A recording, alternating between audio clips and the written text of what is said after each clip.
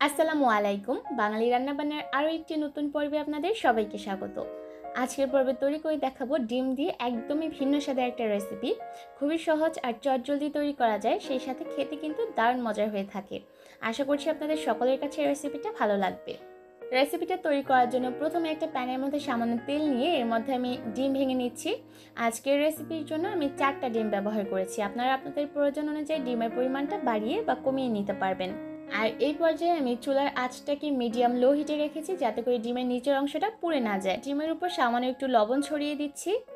আর যখন ডিমের নিচের অংশটা একটু সাদাটে হয়ে আসবে, তখন আমি চামচের সাহায্যে ডিমের কুসুমগুলোকে ভেঙে দিচ্ছি।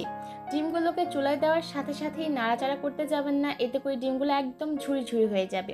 তাই যখন দেখবেন ডিমের নিচের অংশটা একটু সাদাটে হয়ে এসেছে, ঠিক তখনই চামচের সাহায্যে আলতো হাতে ডিমগুলোকে ভেঙে দিতে হবে।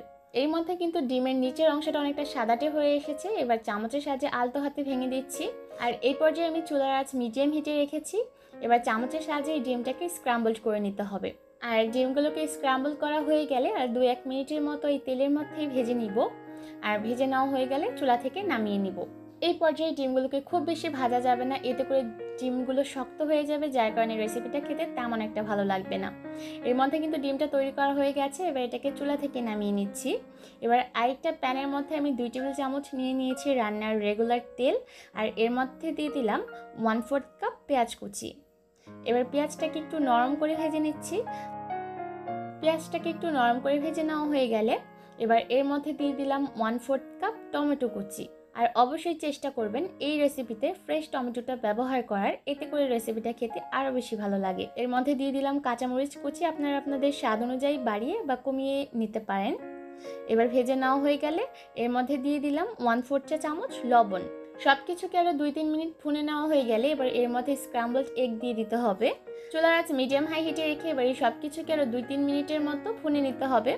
আর 2-3 মিনিট পর এর মধ্যে আমি 2 টেবিল চামচ দিয়ে দিলাম ধনিয়া পাতা কুচি।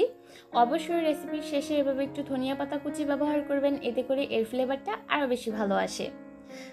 এবার আরও 1 মিনিটের মতো হাই হিটে ভুনে নিলে কিন্তু রেসিপিটা খাওয়ার জন্য একদম রেডি।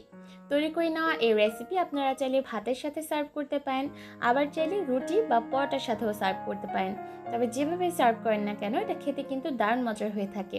আশা করছি আমার আজকের এই সহজ রেসিপি আপনাদের কাছে ভালো লেগেছে। বাড়িতে অবশ্যই রেসিপিটা ট্রাই করবেন। আজকের মতো এখানেই বিদায় নিচ্ছি। ভালো থাকবেন সবাই। আল্লাহ হাফেজ।